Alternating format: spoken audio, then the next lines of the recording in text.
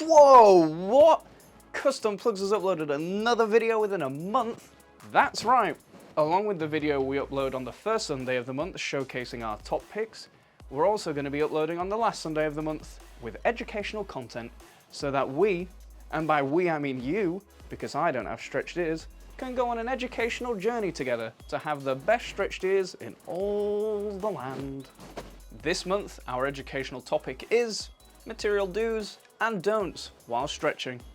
We bet you absolutely love it when your lobes aren't infected, irritated, or blown out. Well, so do we, which is why we're going to be talking about which materials are good and not so good, and why, so that you can keep your lobes in tippity-top condition. Material 1, silicone. Soft, lightweight, and oh so squidgy.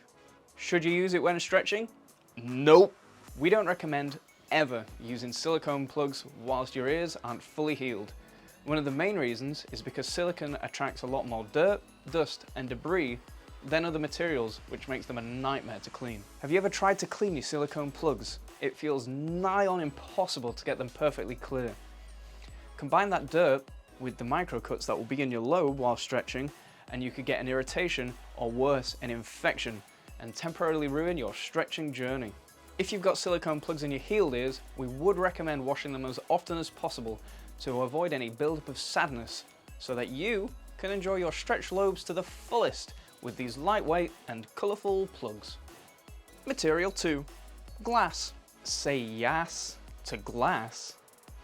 I'm not saying that. Say it! Glass is great for people who are currently stretching up. It's easy to clean and take care of. However, it's obviously pretty fragile, and at larger sizes it does weigh a bit, so it can weigh down on your lobes and prolong the healing process. Material 3, bone and horn.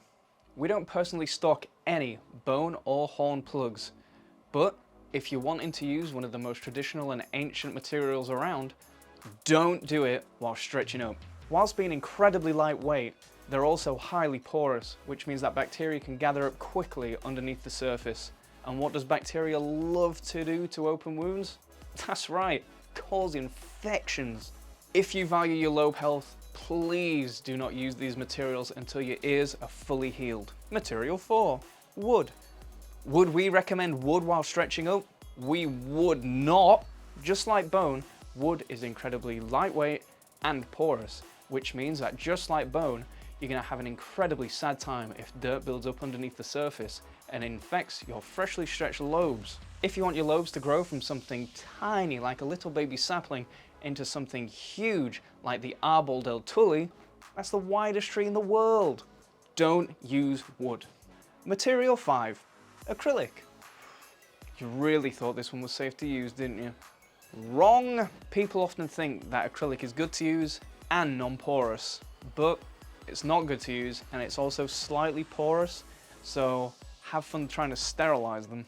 You can't use an autoclave to clean them like you would be able to for metal or glass because the heat will warp the material. And also, who has access to medical grade equipment in the comfort of their own home? Not me. You could use sanitizing alcohol to clean them, not to drink, but you do have to use tiny amounts whilst cleaning or it will slowly corrode away the material. Material 6, stone.